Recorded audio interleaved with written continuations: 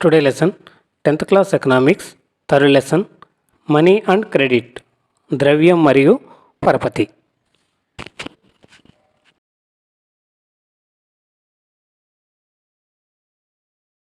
వినిమయ మాధ్యమంగా ద్రవ్య వినియోగం మన దైనందిన జీవితంలో చాలా పెద్ద భాగం. ఏ రోజులోనైనా డబ్బుతో కూడిన అనేక లావాదేవీలను సులభంగా గుర్తించవచ్చు.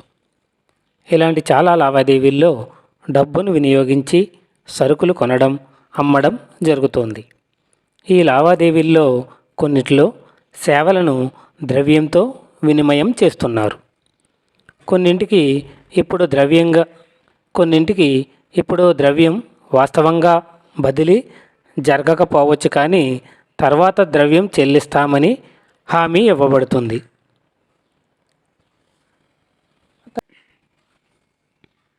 ద్రవ్య రూపంలోని లావాదేవీలు ఎందుకు జరుగుతాయి? డబ్బును కలిగి ఉన్న ప్రతి వ్యక్తి దానిని తాను కోరుకునే ఏదైనా వస్తువు లేదా సేవ రూపంలోకి సులభంగా మార్చుకోవచ్చు. అందువల్ల ప్రతి ఒక్కరూ డబ్బు రూపంలో చెల్లింపులను స్వీకరించడానికి ఇష్టపడతారు.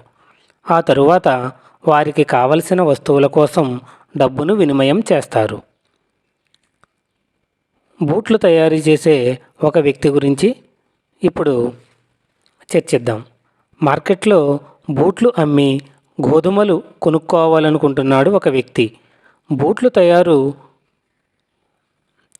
తయారీదారు మొదట డబ్బు కోసం ఉత్పత్తి చేసిన బూట్లను మార్పిడి చేస్తాడు. ఆ తరువాత గోధుమల కోసం డబ్బును వినిమయం చేస్తాడు. బూట్ల తయారీదారు డబ్బును ఉపయోగించకుండా నేరుగా గోధుమల కోసం బూట్లను వినిమయం చేయవలసి వస్తే అది ఎంత కష్టతరంగా ఉంటుంది. అతను గోధుమలను విక్రయించడమే కాకుండా దానికి బదులుగా బూట్లు కొనాలనుకునే గోధుమను పండించే రైతు కోసం వెతకాలి. అంటే ఆ ఇద్దరు పరస్పరం వస్తువులను విక్రయించడానికి, కొనడానికి అంగీకరించాలి. దీనినే కోరికల పరస్పర సమన్వయం అంటారు. Double coincidence of wands. ఒక వ్యక్తి ఏమి విక్రయించాలని కోరుకుంటాడో దానినే వేరొక వ్యక్తి కూడా కొనాలని కోరుకుంటాడు. ద్రవ్యాన్ని ఉపయోగించకుండా వస్తువులను నేరుగా మార్పిడి చేసే వస్తు మార్పిడి వ్యవస్థలో కోరికల ద్వంద్వ యాదృచ్ఛికత ఒక ముఖ్య లక్షణం. దీనికి విరుద్ధంగా ద్రవ్య వినియోగం ఉన్న ఆర్థిక వ్యవస్థలో కీలకమైన మాధ్యమిక సోపానాన్ని అందించడం ద్వారా ద్రవ్యం కోరికల ద్వంద్వ యాదృచ్ఛికత అవసరాన్ని తొలగిస్తుంది. బూట్ల తయారీదారు తను బూట్లను కొని అదే సమయంలో అతనికి గోధుమలను విక్రయించే రైతు కోసం వెతకాల్సిన అవసరం ఇక ఏమాత్రం లేదు. ఎందుకంటే మాధ్యమిక వస్తువుగా ద్రవ్యం ఉంది కాబట్టి. ఇక్కడ ముగ్గురు వ్యక్తుల యొక్క ఆలోచనలు పరిశీలిద్దాం. మొదటి వ్యక్తి, మీ గోధుమలకు నేను బూట్లు ఇస్తాను. రెండవ వ్యక్తి, నాకు బూట్లు అవసరం లేదు, నాకు వస్త్రాలు కావాలి. మూడవ వ్యక్తి, నాకు బూట్లు కావాలి కానీ నా దగ్గర గోధుమలు లేవు. ఇలా ముగ్గురు వేరువేరు వ్యక్తుల ఆలోచనలు వేరువేరుగా ఉన్నప్పుడు వస్తు మార్పిడి పద్ధతిలో సమస్యలు వచ్చే అవకాశం ఉంటుంది. అదే ద్రవ్య విధానంలో అయితే సమస్యలు రాకుండా ఉంటాయి.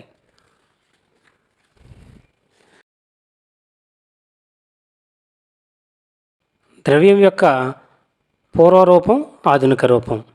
పూర్వకాలంలో ఇక్కడున్న కాయిన్స్ తొలి పంచ్ మార్క్ నాణేలు అంటారు. బహుశా ఇవి 2500 సంవత్సరం కాలం నాటివి. తర్వాత గుప్తుల కాలం నాటి నాణేలు. మూడవది తుగ్లక్ నాణెం. అక్బర్ కాలం నాటి బంగారు నాణెం మొహర్. ప్రస్తుతం ఆధునిక నాణెం రూపాయి. ద్రవ్యం యొక్క ఆధునిక రూపాలు చూస్తే ద్రవ్యం అనేది లావాదేవీలలో వినిమయ మాధ్యమంగా పనిచేయగలగదని మనకు తెలుసు. నాణేలను ప్రవేశపెట్టడానికి ముందు వివిధ రకాల వస్తువులను ద్రవ్యంగా ఉపయోగించారు. చాలా కాలం నుండి భారతీయులు ధాన్యాలు మరియు పశువులను ద్రవ్యంగా ఉపయోగించారు. ఆ తర్వాత లోహపు నాణాల వినియోగం అనేది వచ్చింది. బంగారం, వెండి, రాగి నాణాలు గత శతాబ్దంలో కొనసాగిన నాణాలు. కరెన్సీ ద్రవ్యం యొక్క ఆధునిక రూపాలలో కరెన్సీ, కాగితపు నోట్లు మరియు నాణాలు ఉన్నాయి. గతంలో ద్రవ్యంగా వాడిన వస్తువుల మాదిరిగా కాకుండా ఆధునిక కరెన్సీ బంగారం, వెండి మరియు రాగి వంటి విలువైన లోహాలతో తయారు చేయబడదు ఈ ఆధునిక కరెన్సీ. అదే మాదిరిగా గతంలో ద్రవ్యానికి బదులుగా ఉపయోగించబడిన ధాన్యం, పశువులు ఇప్పుడు రోజువారీ ఉపయోగంలో కూడా లేవు. మాధ్యమంగా కాకుండా పదార్థంగా చూస్తే కరెన్సీకి ఎలాంటి స్వీయ విలువ లేదు. అలాంటప్పుడు దీనిని వినిమయ మాధ్యమంగా ఎందుకు అంగీకరించారు? కారణం ఏమిటి? ప్రభుత్వంచే ఆమోదయోగ్యమైనందున దీనిని వినిమయ మాధ్యమంగా ద్రవ్యాన్ని అంగీకరిస్తారు. భారతదేశంలో కేంద్ర ప్రభుత్వం తరపున reserve bank of India currency నోట్లను జారీ చేస్తుంది. భారతీయ చట్టం ప్రకారం ఏ ఇతర వ్యక్తి లేదా సంస్థ కరెన్సీని జారీ చేయడానికి అనుమతించరు. అంతేకాకుండా భారతదేశంలో చట్టం ప్రకారం లావాదేవీలను పరిష్కరించడంలో రూపాయిని ఉపయోగించడం నిరాకరించలేని చెల్లింపు మాధ్యమంగా చట్టబద్ధం చేశారు. భారతదేశంలోని ఏ వ్యక్తి కూడా రూపాయలలో చేసిన చెల్లింపును చట్టబద్ధంగా తిరస్కరించలేరు. అందువల్ల రూపాయి వినిమయ మాధ్యమంగా విస్తృతంగా ఆమోదం పొందింది. బ్యాంకుల వద్ద గల డిపాజిట్లు. బ్యాంకుల్లో గల డిపాజిట్ల రూపంలో ప్రజలు ద్రవ్యాన్ని ఇంకో విధంగా కూడా కలిగి ఉంటారు. అంటే బ్యాంకుల్లో ఒక సమయంలో ప్రజలకు వారి రోజువారీ అవసరాలకు కొంత కరెన్సీ మాత్రమే అవసరం ఉంటుంది. అంటే ప్రతి నెలాఖరులో జీతాలు పొందే కార్మికులు ఒక నెల ప్రారంభంలో అదనపు నగదును కలిగి ఉంటారు. ఈ అదనపు నగదుతో ప్రజలు ఏం చేస్తారు? వారి పేరిట బ్యాంకు ఖాతా తెరిచి బ్యాంకుల్లో జమ చేసుకుంటారు లేదా డిపాజిట్ చేసుకుంటారు. బ్యాంకులు ఈ డిపాజిట్లను అంగీకరిస్తాయి. ఈ డిపాజిట్ల మీద వడ్డీని కూడా చెల్లిస్తాయి. ఈ విధంగా ప్రజల ద్రవ్యం బ్యాంకుల వద్ద సురక్షితంగా ఉంటుంది. దానికి వడ్డీ కూడా వస్తుంది. ప్రజలు తమకు అవసరమైనప్పుడు ద్రవ్యాన్ని ఉపసంహరించుకునే సదుపాయం కూడా ప్రజలకు ఉంటుంది. బ్యాంకు ఖాతాల్లోని డిపాజిట్లను కోరుకున్నప్పుడు ఉపసంహరణ చేసుకోవచ్చు. దీనినే లేదా ఇలాంటి డిపాజిట్లను డిమాండ్ డిపాజిట్లు అంటారు.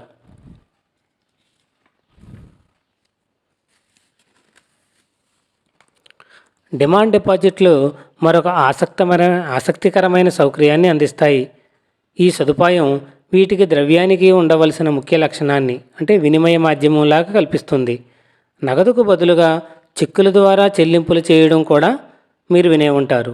అంటే చెక్కు ద్వారా చెల్లించడానికి బ్యాంకులో ఖాతా ఉన్న వ్యక్తి నిర్దిష్ట మొత్తానికి చెక్కును జారీ చేస్తారు. చెక్కు అనేది ఒక వ్యక్తి ఖాతా నుండి చెక్కు జారీ చేయబడిన వ్యక్తి పేరు మీద నిర్దిష్ట మొత్తాన్ని చెల్లించమని బ్యాంకుకు సూచించే ఒక కాగితం. చెక్ పేమెంట్స్ లేదా చెక్కు చెల్లింపులు అంటారు. ఇక్కడ ఎం సలీం అనే ఒక బూట్లు తయారు చేసే తయారీదారు ఒక తోలు సరఫరాదారునికి చెల్లింపు చేయాలి. అందుకు ఒక నిర్దిష్ట మొత్తానికి చెక్కు రాస్తాడు ఈ ఎం సలీం. అంటే ఆ మొత్తాన్ని తోలు సరఫరాదారుకు చెల్లించమని బూట్ల తయారీదారు తన బ్యాంకుకు సూచిస్తాడు. తోలు సరఫరాదారు ఈ చెక్కును తీసుకుని బ్యాంకులోని తన సొంత ఖాతాలో జమ చేస్తాడు. 1 లేదా 2 రోజుల్లో ఒక బ్యాంకు ఖాతా నుంచి మరో బ్యాంకు ఖాతాకు నగదు బదిలీ అవుతుంది. ఎటువంటి నగదు చెల్లింపు లేకుండా లావాదేవీ పూర్తవుతుంది. ఇక్కడ మీకు కనిపిస్తున్న చిత్రం చెక్కు.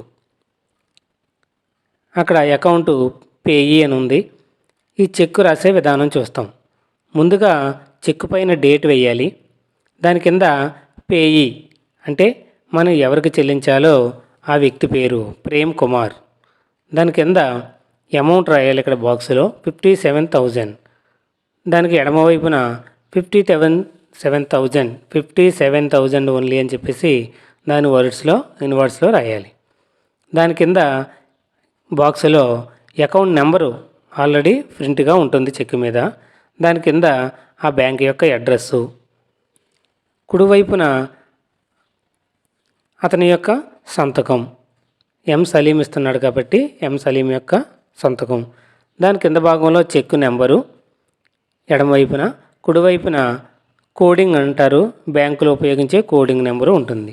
మొత్తం దీనిని చెక్కు అంటారు. అందువల్ల డిమాండ్ డిపాజిట్ల ద్రవ్యం యొక్క ముఖ్యమైన లక్షణాలను కనబరచడం మనం ఎక్కువగా చూస్తూ ఉంటాం. డిమాండ్ డిపాజిట్ల మీద చెక్కులను జారీ చేసే సౌలభ్యం ఉండటం వలన నగదును ఉపయోగించకుండా నేరుగా చెల్లింపులు అనేవి చేయవచ్చు. డిమాండ్ డిపాజిట్లు చెల్లింపు సాధనంగా విస్తృతంగా ఆమోద పొందినందున కరెన్సీతో పాటు అవి ఆధునిక ఆర్థిక వ్యవస్థలో ద్రవ్యంగా పరిగణించబడతాయి. ఇక్కడ బ్యాంకులు పోషించే పాత్రను మీరు గుర్తుంచుకోవాలి. అయితే బ్యాంకులకు డిపాజిట్లు ఉండవు. ఆ డిమాండ్ డిపాజిట్ల మీద చెక్కుల ద్వారా ఎటువంటి చెల్లింపులు ఉండవు. ద్రవ్యం యొక్క ఆధునిక రూపాలు కరెన్సీ మరియు డిపాజిట్లు ఆధునిక బ్యాంకింగ్ వ్యవస్థ యొక్క పనితీరుతో దగ్గర సంబంధం కలిగి ఉంటాయి. లైక్ చేయండి, షేర్ చేయండి, సబ్స్క్రైబ్ చేయండి, పక్కన ఉన్న బెల్ ఐకాన్ ప్రెస్ చేయండి.